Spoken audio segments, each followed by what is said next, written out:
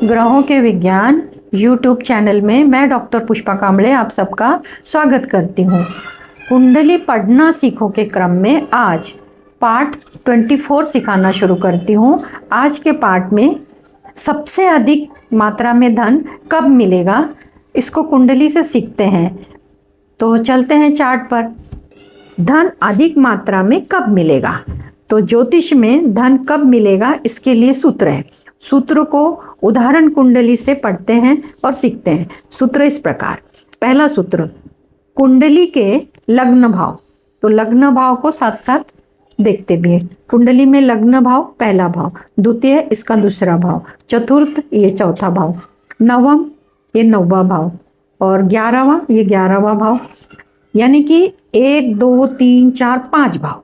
इन 5 भावों में स्थित राशि को आपस में जोड़ना है। अब पहला सूत्र हो गया। अब दूसरा सूत्र, कुंडली के लग्न भाव में, द्वितीय भाव में, चतुर्थ भाव में, नवम भाव में, लाभ भाव में, इन भाव में स्थित ग्रहों के अंकों को जोड़ना है। तो पहला जो सूत्र है उसमें राशियां बताई हैं। तो ये कुंडली के साथ साथ जाएंगे तो ज़्यादा समझ में आएगा। तो राशियां, तो पहले भाव में राशि है कर्क, यहाँ पे लग्न कर्क, यहाँ पे 4 नंबर लिखा। दूसरे भाव में सिंह, दूसरे भाव में सिंह 5 नंबर लिखा क्योंकि सिंह का जो नंबर है 5 है। चतुर्थ भाव में 7 नंबर है क्योंकि 7 नंबर की जो राशि है तुला, उसका अंक लिखा है। उसके बाद नवम भाव में राशि है मीन, उसका नंबर है 12 और लाभ भाव में 2 नंबर यानी कि वृषभ राशि है, इनका 2 है। तो इस तरह लग्न से लेके लाभ भाव तक जितने अंक आए उनको हमने जोड़ लिया वापस। सूत्र क्या बोलता है?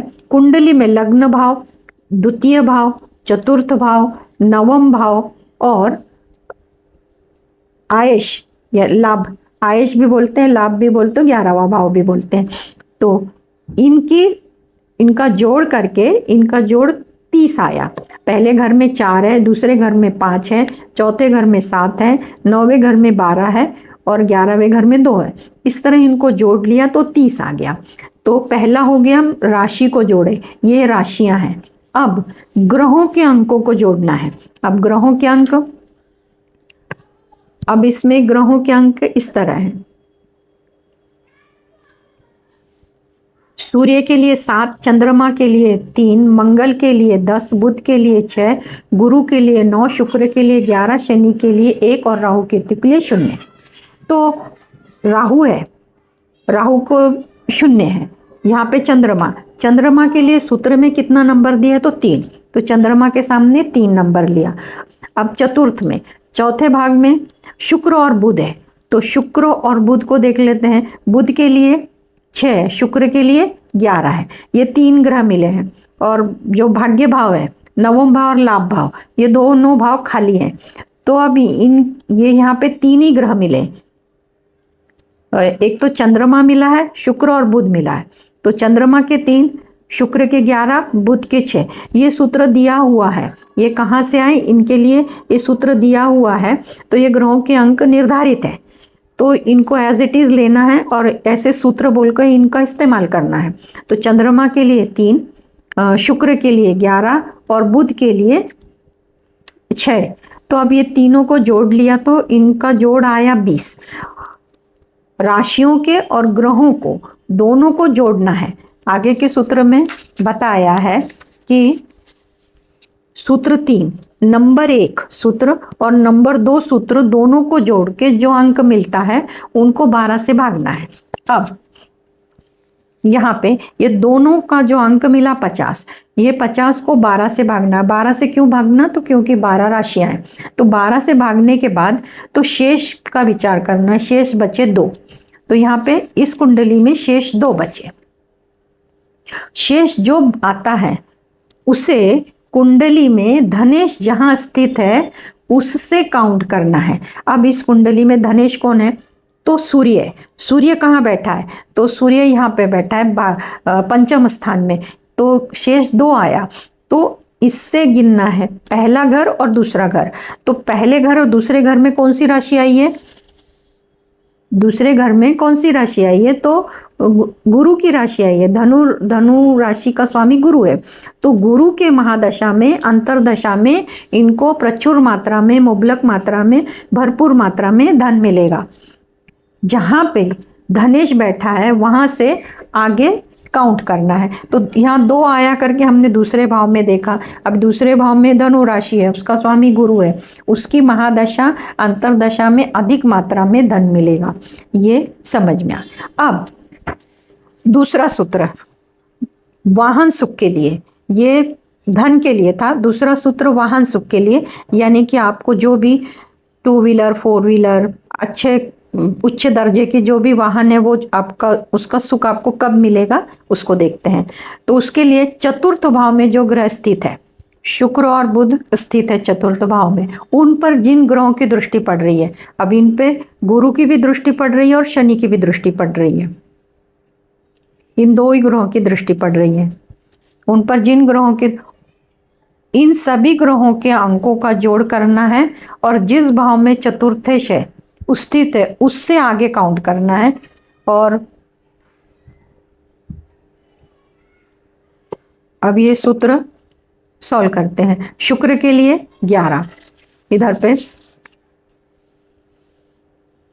शुक्र के लिए 11, बुध के लिए 6, गुरु के लिए 9 और शनि के लिए 1। क्योंकि ये 2 ग्रह बैठे हुए हैं, ये 2 ग्रह इनको दृष्टि डाल रहे हैं, इसलिए ये 4 हो गए। अब ये चारों का टोटल किया। अब ये चारों का टोटल करने के बाद 12 से भाग दिया, तो 12 राशियां करके 12 से भाग दिया तो शेष 3 बचा। अब चतुर्थेश कहाँ पे है? तो चतुर्थेश स्थित है, उससे आगे काउंट करना है। तुला राशि है, तुला राशि का स्वामी शुक्र वहीं पे बैठा है। अब उससे शेष 3 है, तो उससे आगे का 1 2 3, तो तीसरे घर में वापस गुरु की राशि आ गई धनु। तो गुरु की राशि, गुरु की महादशा में, अंतरदशा में इनको मकान का, भवन, भूमि भवन, अभी तो वाहन का, हम वाहन के बारे में सिखा रहे हैं, तो वाहन का योग मिलेगा। चतुर्थेश से हमने 3 नंबर आगे गिने। क्यों गिने? क्योंकि शेष 3 आए। तो 3 आने के बाद गुरु की महादशा अंतरदशा में इनको 2 व्हीलर 4 व्हीलर अच्छी गाड़ियों का लाभ मिलेगा। उसके स्वामी की महादशा अंतरदशा में वाहन सुख मिलेगा। अब इनको मकान का सुख कभी मिलेगा? तो अभी इसी घर से यही सूत्र लगेगा। मकान का सुख के लिए चतुर्थ भाव से संबंध है और मंगल को विशेष देखना है। सूत्र यही है कि ये चतुर्थ भाव में जो जो ग्रह बैठे हैं उनको कौन कौन देख रहा है। तो इसकी टोटल 27 ही आई, परंतु 12 से भागने के बाद 3 शेष आया। तो शुक्र से चौथा जो घर है उसका जो स्वामी वहीं से, उसा हमने आगे गिना तो तीसरे भाव में गुरु की राशि आई। तो गुरु की महादशा अंतरदशा में तो ये उनको मकान का सुख मिलना है, परंतु उसके साथ मंगल गोचर में, मंगल की अंतरदशा, मंगल का संबंध आएगा तभी इनका मकान का सुख, घर का सुख इनको मिलेगा। अच्छा घर, अच्छा मकान इस महादशा अंतरदशा में उनको मिलेगा, पर उसके साथ मंगल का संबंध होना बहुत ज़रूरी है। मंगल का संबंध जब होगा तभी उनको 4th हाउस में उनके घर का, अच्छे घर का सपना पूरा होगा। इस तरह ये कुंडली भी आपको समझा के बताई, ये कुंडली भी आपको समझा के बताई। अब वाहन के बारे में एक बार ये सूत्र लगा लेते हैं। तो वाहन के लिए 4th हाउस ही देखते हैं।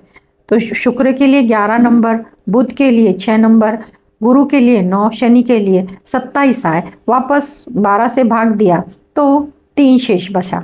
तो इस कुंडली में तो ये जो भी हैं इनको गुरु की महादशा में, अंतरदशा में बहुत लाभ होने वाले हैं। भूमि भवन वाहन ये सभी सुख मिलने और इनके साथ धनवान भी होंगे।